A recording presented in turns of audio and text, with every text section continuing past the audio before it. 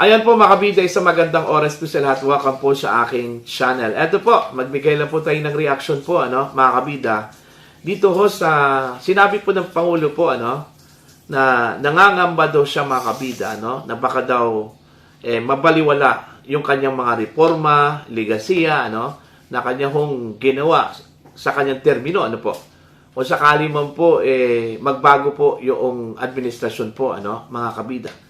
Baka daw hindi daw ito ipagpatuloy. Alright? Ayun ang tanong, ano ba yung reforma? Ano ba yung ligasiya na binanggit po ng Pangulo? Be specific daw, Mr. President. Alright? Eto, babasahin ko lang po itong article po ng Ang Balita ngayon. At saka pagkatapos po, mag-react po tayo dito, mga kabida. Marcos Jr. nangangambang mapaliwala ang kanyang mga ligasiya sakaling magbago ang administrasyon. Ayan. Nagpahayag ng matinding pangamba si Pangulong Marcos Jr. na maaring hindi maipagpatuloy at posibleng mapaliwala ang ilan sa mga ligasiya na kanyang sinimulan sakaling magbago ang administrasyon sa mga susunod na taon. Sa isang panayam, direkta niyang inamin na isa itong malaking alalahanin para sa kanya habang papalapit ang pagtatapos ng kanyang termino. Ayon sa Pangulo, hindi basta-basta matatapos ang mga reforma daw, mga kabida, at programang kanyang inilatag. Kaya't mahalaga ang pagpapatuloy ng mga ito sa susunod na liderato. Ayan. Binigyan din ni Marcos na ang tunay na sukatan ng kanyang pamumuno ay hindi lamang kung ano ang kanyang nasimulan, kundi kung ano ang magpapatuloy matapos ang kanyang termino. Ngunit babala niya kung hindi ito magpapatuloy, otherwise, we go back to doing business the old ways. Kung wala ito, babalik tayo sa lumang paraan ng pamamalakad. Naalala ko po yung sinabi po dati ni dating Pangulong Benigno Aquino III, na tuwid na daan. Kailangan hong magpapatuloy ang tuwid na daan. Kasi kung hindi, babalik daw tayo doon kung sa Bisaya pa yan, baliko. Baliko na daan. Mga kabida. So, yun. Nalilito din ako, dito sa sinabi po ni Pangulong Ferdinand Bongbong Marcos, mga kabida, na ligasiya at saka reforma. Sa aking pagkaalala po, simula nung nanungkulan po, ito hong si Pangulong Marcos, hanggang ngayon, wala po akong naalala po na mayroon pong mga malalaking programa at proyekto po na ginawa po ang Marcos administration po, mga kabida. In fact, when it comes to infrastructure po, mga kabida, wala Okay? Yun din yung isa sa mga puna po, sa kanyang administrasyon Kasi nag-focus kasi sila, mga kabida, doon sa short term, ayuda. Doon pa lang sa kanyang unang bahagi po ng kanyang termino, ayuda na po yung focus po ng kanyang administrasyon, Pero yung mga malalaking tickets, malalaking infrastructure projects, mga kabida, at malalaking programa para lang po makatulong po sa ating mga kababayan. Wala Frustrated po, mga kabida, yung ating mga kababayan po doon.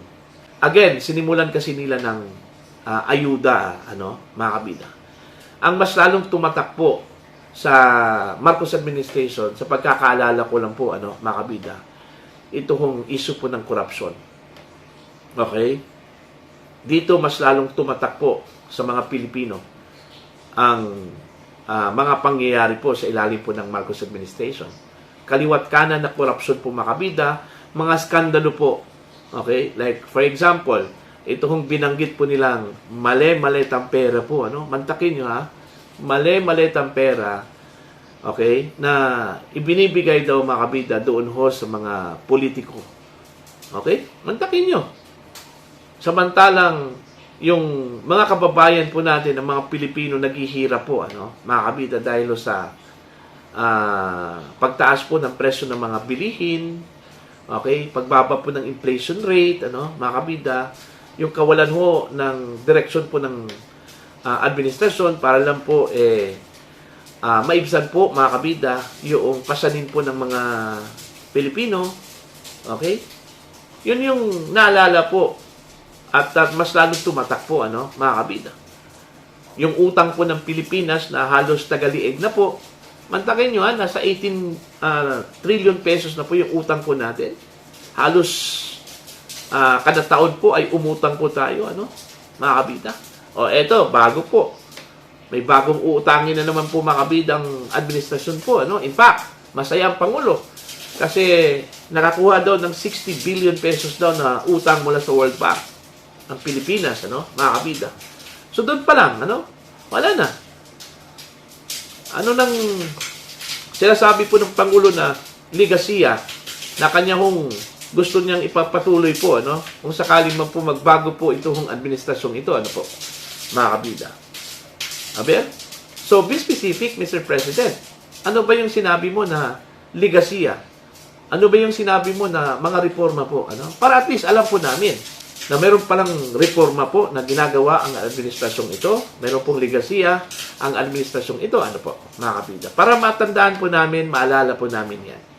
Kasi pag generic lang po yung mga sinasabi po natin, reforma, ligasiya, wala Be specific para at least maalala ka namin na ito pala yung ginawa ng Pangulo, mga kabida.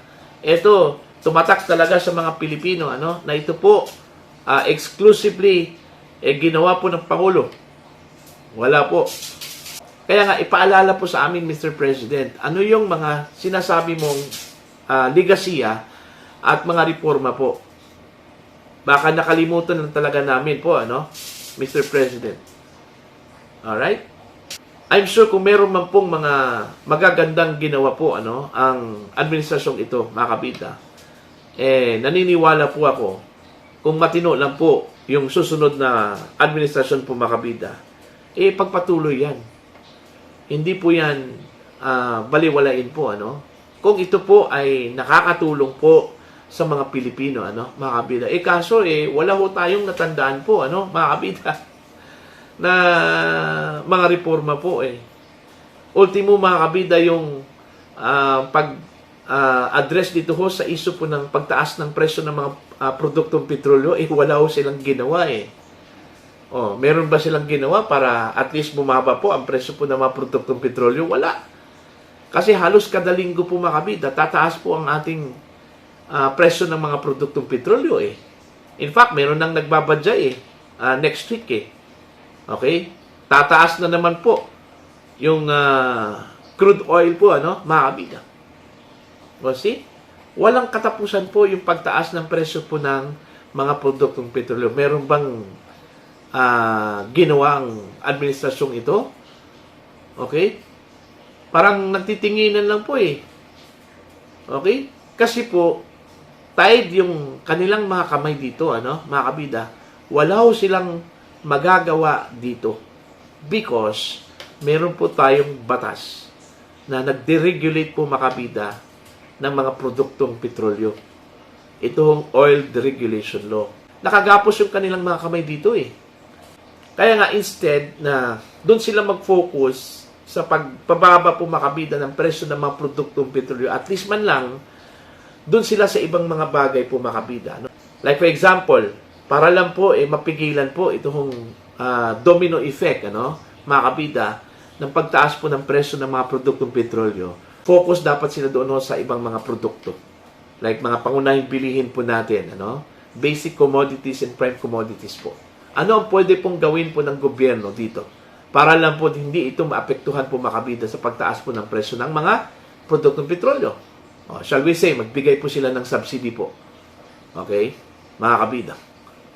Imo-monitor po ng Department of Trade and Industry yung presyohan po ng mga basic and prime commodities po. Kung meron bang pang-aabuso po na pagtaas po, mga kabida. Just like dito ho sa nangyari ho sa mga produktong petrolyo po natin. Hindi po ginampanan po ng gobyerno yung kanilang trabaho po, mga kabida, para i-monitor kung totoo ba itong pagtaas po ng kanilang mga produkto po, ano, mga kabida. Mantakin nyo, ha? Halos tagalieg na po yung presyo po ng mga produktong petrolyo po natin. At lumabas po sa pagdinig po mga kabida sa Senado, ano, na tila meron pong pang-aabuso po sa pagtaas po ng presyo po ng mga produktong petrolyo, ano? Okay?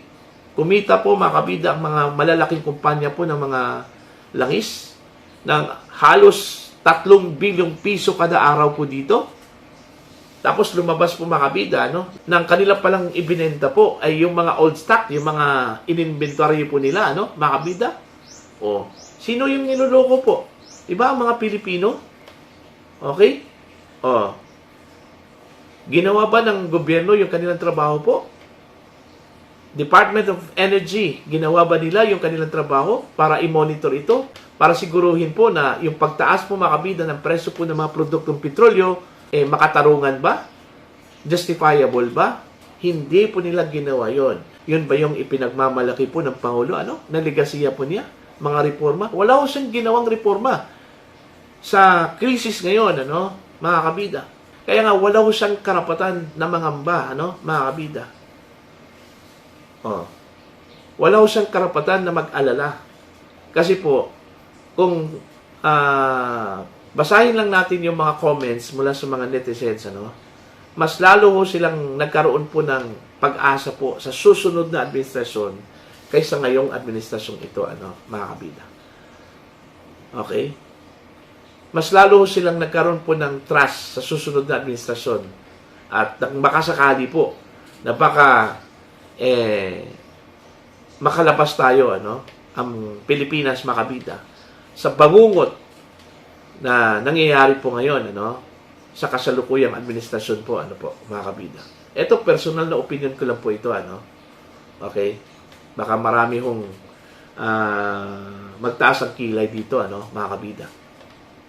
Kaya nga ako, personal, ha, wala akong natandaan po na reforma at saka legasiya po ng Marcos administration po, mga kabida. Kaya gusto ko pong malaman specific na mga legasiya at saka reforma, okay, na dapat banggitin po ng Pangulo. Para at least, kung hindi po natin alam, kung nakaligtaan po natin, at least maalala po natin yon, mga kabida, no? Kaya nga, gusto ko po yung specific na legacy at saka reforma na binanggit po ng Pangulo, ano, mga kabida.